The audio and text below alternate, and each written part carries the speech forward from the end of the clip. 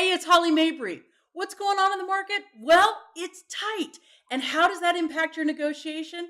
I've got some tips and tricks for both buyers and sellers.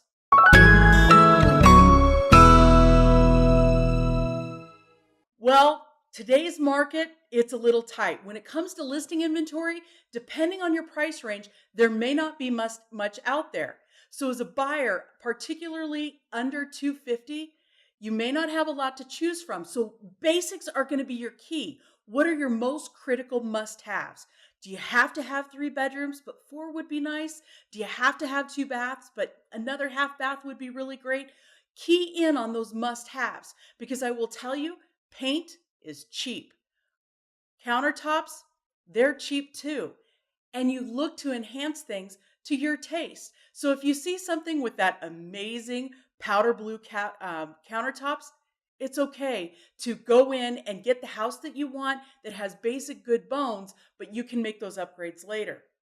Now, the other thing I will say for buyers, as your agent, it's really important to me to try and get everything that you want, but I want you to be very cautious because the market is totally going to dictate what we may or may not be able to ask for. So really focus on your must-haves and your critical needs, and then everything else, let it fall to the wayside as you continue your negotiation. Those are the biggest things to look at as you start to write your contract. Now, for sellers out there, I will say this.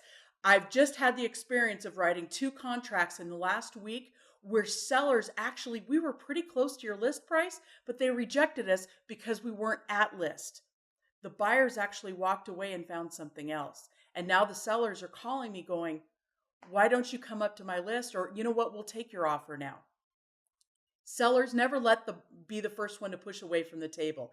If you're negotiating, go ahead and counter with what you want and be specific. It's all good, but I will say this, do not walk over dollars just to pick up dimes. I see this so many times on both buyers and sellers, and they really end up hurting themselves in the market. So be cautious, be thoughtful, and go get what you want.